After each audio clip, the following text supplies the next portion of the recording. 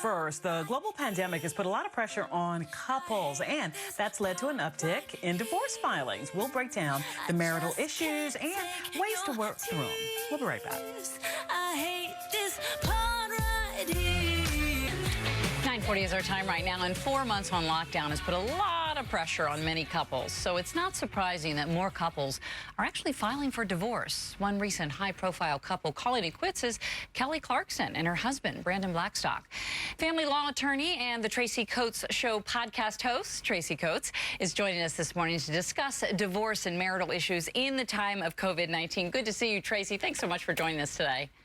Good morning. Wonderful to see you as well. Thanks for having me. So my question is, is it right to say COVID is causing divorce, or is it really perhaps bringing out underlying issues that were there and exacerbating the road to the courtroom, perhaps?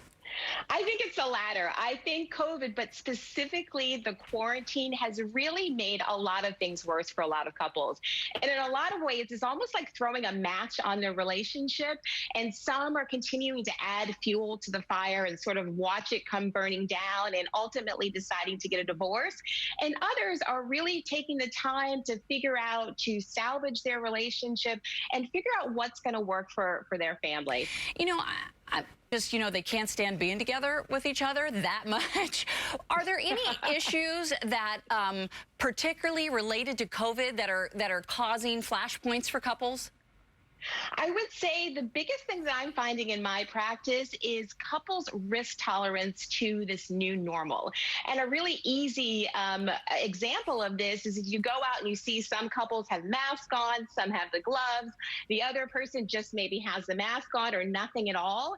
That's really the simple example. But then there's the more complex example when you're dealing particularly with children and the custody schedule, whether whether or not you're going to allow an exchange with another parent, whether you're going to send your child back to school in the fall, camp, all sorts of activities. Things are really becoming a lot more difficult, and it's really up to those individual comfort levels that's really creating a lot of tension in couples right now. Well, we have seen obviously that the coronavirus doesn't discriminate. Anybody can get it, and so anybody can have troubles in their marriage, and we're seeing that with some celebrities. We mentioned, Kelly Clarkson right off the top. What can we glean from some of these celebrities that are in the same situation as we are?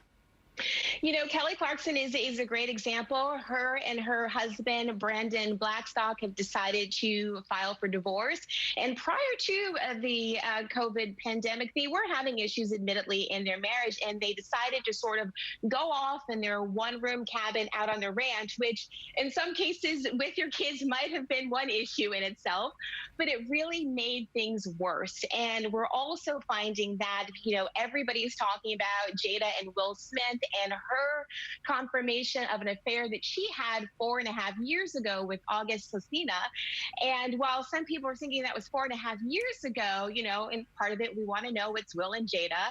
But the other fact that makes it really relevant today is the fact that people are really taking this time to figure out what strengthens that foundation that the relationships are built on anyway. And I love, and I'll paraphrase the quote that Jada said, is that a lot of relationships is trying to find a deeper sense of love is really forged in fire.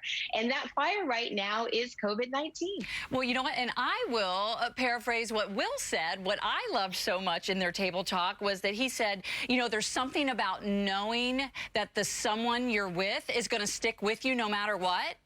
But you have to go through the no matter what, right? And so in their instance, maybe it was a different issue, but a lot of the no matter what's for many couple is this pandemic.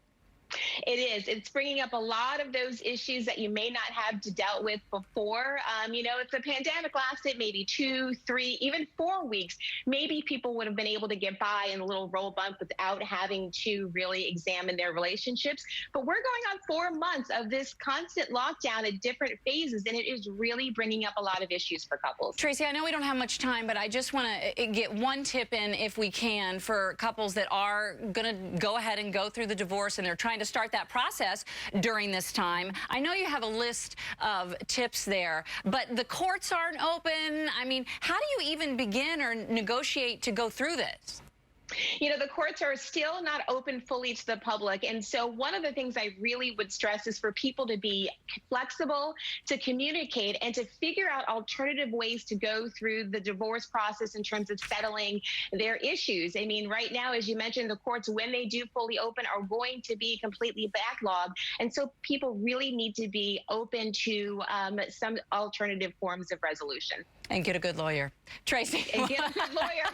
We'll end on that note. I'm here. She's available. Look her up. Tracey Coates. She's a good one. Thank you so much for your advice. There's all her information on the screen there if you do indeed want to check her out. Thanks, Tracey. We'll see you again soon.